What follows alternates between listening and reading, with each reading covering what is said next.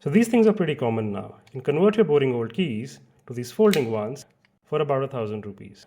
Are they any good? Aside from making the keys compact, all of the benefits are just subjective. The metal ones have a nice weight to them and they're great for fidgeting. As for the remote function, I've seen the car respond to the factory key quicker sometimes. This is not as frequent and not significant as well. The range is what matters. At about 50 meters, both remotes don't function properly. I move a few steps ahead and now, there you go.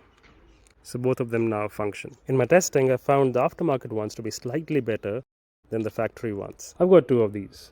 One for my Alto and one for my Civic. The key for the Alto is also wobbly. I don't think it is because it was cheaper. They are from different shops.